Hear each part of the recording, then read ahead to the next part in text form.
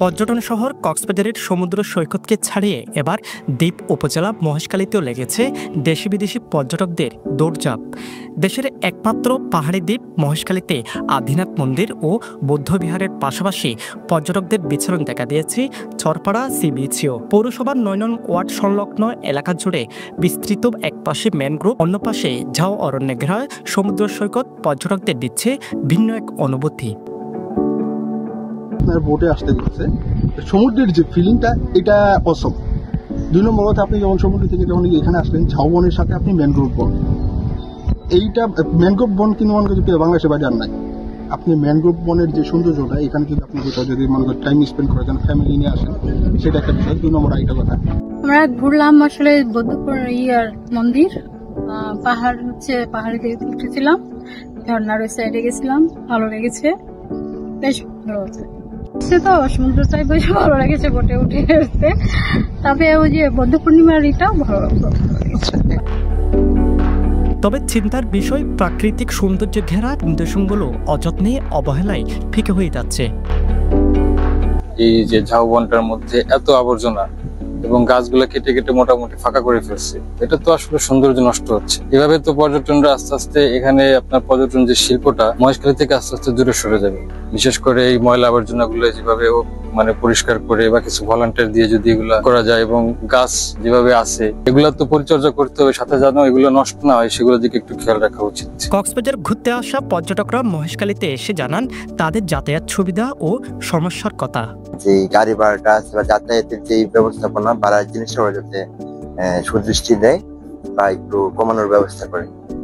But এবার হচ্ছে আমাদের আর কি কিছু প্লেস স্কিপ করার পর মোটামুটি 800-900 টাকা মানে সেমই পড়ছে। তো মানে এটা হচ্ছে, এই বিষয়টা হচ্ছে আপনার বন্ডিং এর মধ্যে, যে আপনি যে গাড়িওয়ালার সাথে আপনার বন্ডিংটা কেমন, যে গাড়িওয়ালার সাথে আমার বন্ডিংটা যদি বেটার হয়, টাকা আমার মনে করেন যে ধরেন 800 টাকা আমার দিলেও আমার সমস্যা নেই, কারণ হচ্ছে আমাকে প্লেসটা ভালো মতো ঘুরায় দেখান। পর্যটকদের আগমনে স্থানীয়রাও বেশ সন্তুষ্ট। তারা চায় মহেশখালীর সুনাম, সৌন্দর্য ও আতিথেয়তা পৌঁছে যাক সারা দেশে। তাই পর্যটকদের নিরাপত্তা, যাতায়াত ব্যবস্থাপনা এবং মহেশখালীকে আরও বেশি পর্যটন বান্ধব করে তুলতে সরকারের নজরদারি দরকার মনে করছে স্থানীয়রা। দেশের বিভিন্ন প্রান্ত থেকে মানুষ এখানে আসে সুন্দর উপভোগ করার জন্য। তাদের ভাষ্যমত তারা সবসময় এখানকার ভালো পরিবেশ পায় এবং সুন্দর কিছু পরিবেশে তারা জীবন কে বিলিয়ে দিতে চাই। বাংলাদেশ সহ বিশ্বের বিভিন্ন প্রান্ত থেকে পর্যটক ছড়িয়ে আসবে আমাদের এক নজর আমাদের এই এলাকাকে উপভোগ করার জন্য। আপনারা জানেন মহেশখালীকে প্রাকৃতিক সৌন্দর্য নিলাম করা হয়, সেই প্রাকৃতিক সৌন্দর্য অপরূপ সৌন্দর্য আমাদের মহেশখালী অন্যতম স্থান করে করা ছড়াপড়া। বিষয়গুলো আমলে নিয়ে অতিরিক্ত বোটের ভাড়া আদায় বন্ধে ও সি বিচে আরও প্রাণ সঞ্চার ঘটাতে নানামুখী পদক্ষেপ গ্রহণের কথা জানান উপজেলার নির্বাহী কর্মকর্তা। মহেশখালীতে চরপাড়া সি বিচ অত্যন্ত বিখ্যাত একটি জায়গা, দেশ বিদেশি পর্যটক আগে আসতো, তবে দীর্ঘদিন যাবৎ কিছু অবহেলার কারণে সেটি আগের মতো সেই জমজমাট নেই। তো আমরা একাধিকবার সেই জায়গাটি পরিদর্শন করেছি, পরিদর্শন করে কয়েকটা এনজিওর সাথে কথাও বলেছি যে এটাকে কিভাবে আরো পর্যটন বান্ধব করে নেওয়া যায়, ছোট কয়েকটা চেয়ার বসানো যায় কিনা, এবং ওখানে যে খালটা আপনারা দেখবেন যে খালে কিন্তু পানি আসে না, ওই কারণে কিন্তু এটা জমজমাট কমে গেছে, এখন আগের চেয়ে নেই। এই খালে পানি আনার জন্য যে ড্রেজিং করতে হবে, ড্রেজিং করে পানি আনার ব্যবস্থা করতে হবে, যে পানি আসলে তখন এটা দেখতে আরো মনোরম এবং সুন্দর লাগবে। সেটার জন্য আমরা ঊর্ধ্বতন কর্তৃপক্ষের সাথে যোগাযোগ রাখছি।